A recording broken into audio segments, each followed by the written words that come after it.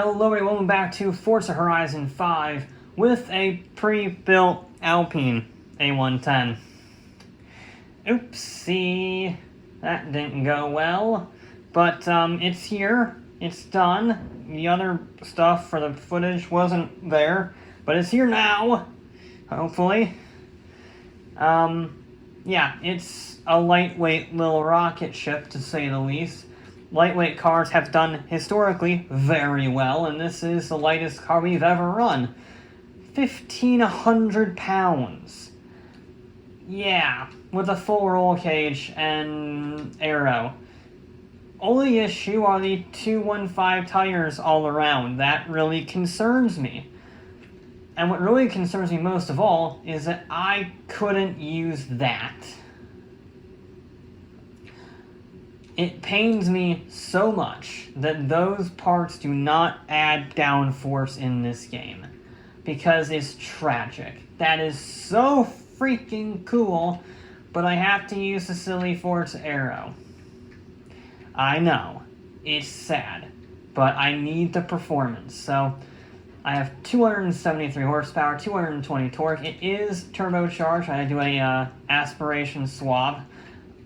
That's actually surprisingly close to fitting within the PI, but stock turbo, maximum weight reduction parts, so all of this stuff, just trying to get every ounce of weight. It is actually lighter than the Mugen, since I have time, since this car was built and then was not built.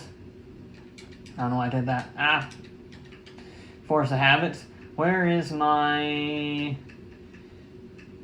Well, there's the MR2, that's second place, that's 2,300 pounds. Meanwhile, there's the, where's the bloody Honda? There it is. Yeah, it's 60 pounds lighter than the little hatchback. And it's rear-wheel drive. Which could actually be a problem because the tires are so skinny. So I'm really hoping that the Aero does its job. Okay, the lightweight little Alpine needs to beat the Mugen, a 242 dead from the Honda. I don't know. I'm concerned about the tire sizes. Historically, those vehicles tend to struggle on build series. This one is having an advantage in the fact there aren't many high-speed corners. It's a very low-speed course. But still, I have no idea. We do have quite a bit of acceleration, though. I'm kind of surprised by that. I mean, I know it's got a great power-weight ratio for this build series, but I was expecting it to be a little slower. I know I said that with the Honda too, and the Honda also had very impressive acceleration. It is just because these vehicles are so light that the lack of horsepower is made up for by the lack of weight. Ooh, there's the oversteer. There's the oversteer in spades, friends. Let's not do that again. It's not as bad as I thought I would be, but we'll have to see as we go through more corners like that one, like this one. It's okay. I can deal with that. I can deal with that. Oh, 1/3 there.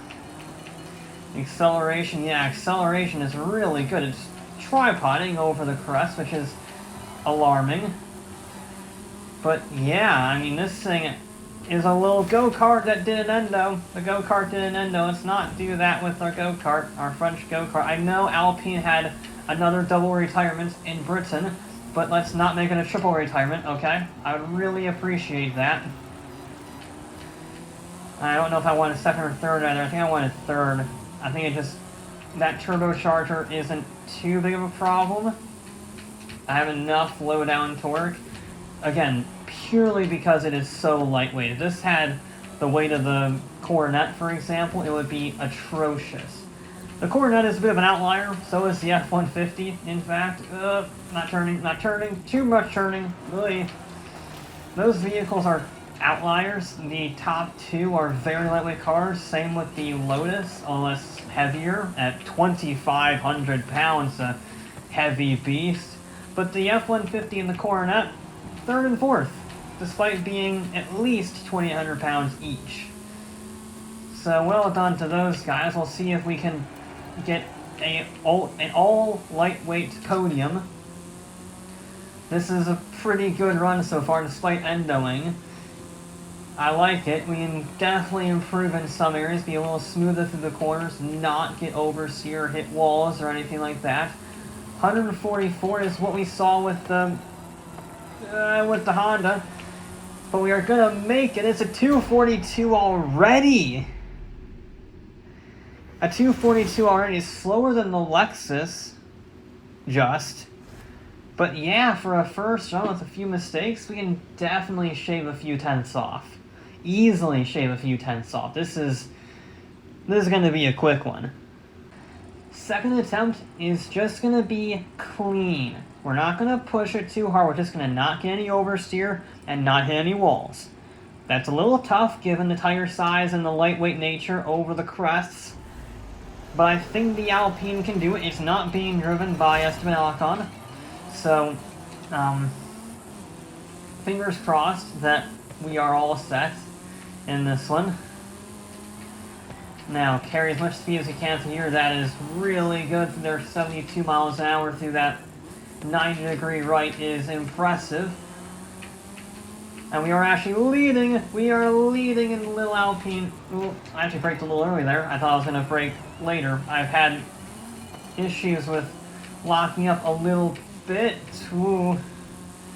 Not a perfect line through there, and then brake early and then power through. Yes, that is a little too wide on the exit, but on the whole, that is the line that you want. Maybe a little less commitment through there. A little less commitment. But we made it stick. That is absurd levels of grip. Can we go flat through there? Not quite, but it's pretty close to flat through there. Get late on the brakes.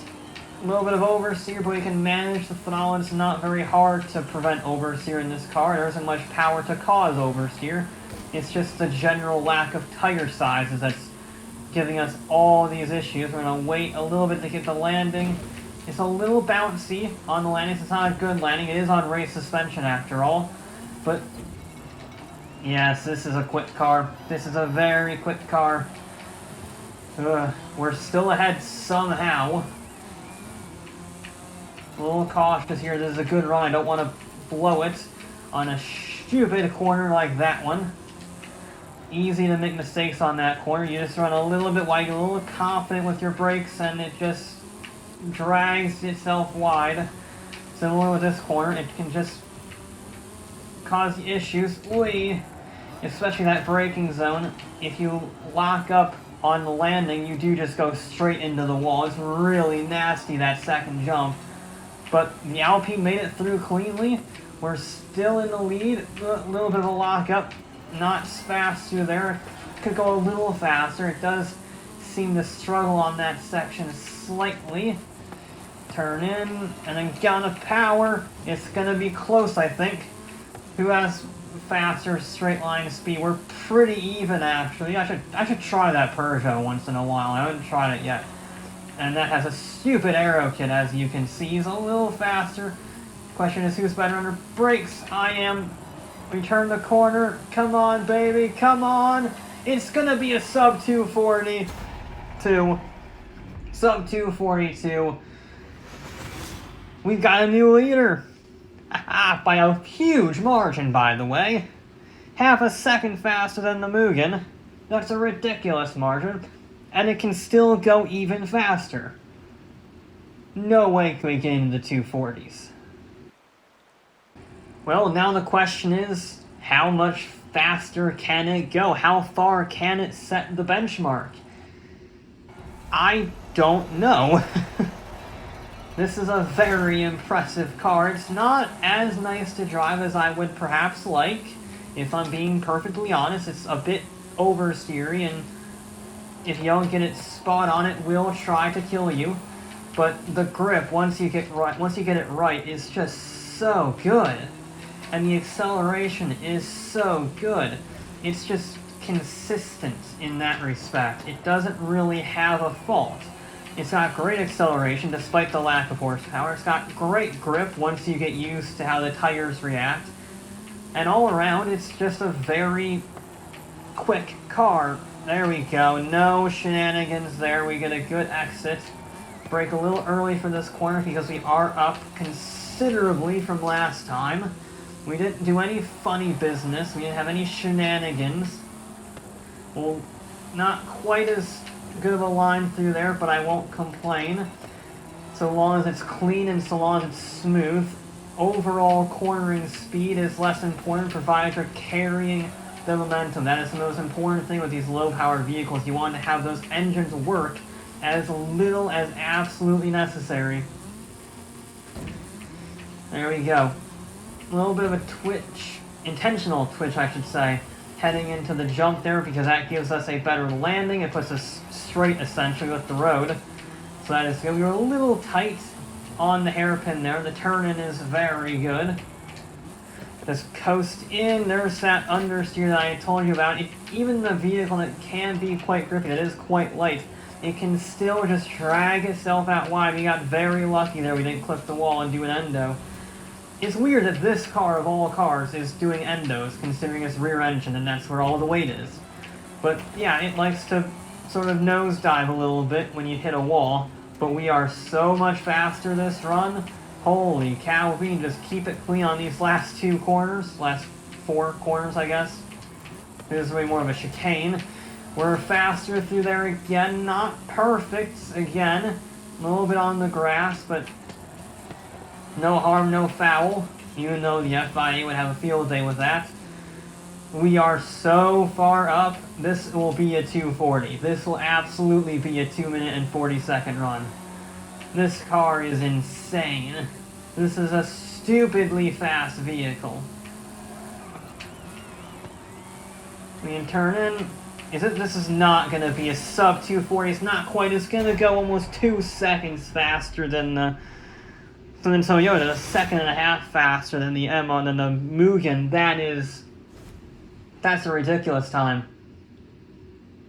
That's amazing, that speed. It has, what, 60, 70 horsepower more than the Mugen, but it's got the same tires, it's got even less weight, and it's got better weight distribution. I'm not so sure about that, but it's just so balanced. It has the same handling, maybe slightly less, but it's in the same ballpark of the CRX in terms of handling, but then it can just out-drag it. It can pull with that extra horsepower. That's a really good time. I mean, a second and a half faster than our previous leader is no small feat, even though it's a very small car. But that will be it for this episode of Forza Horizon 5. And I'll be back with more.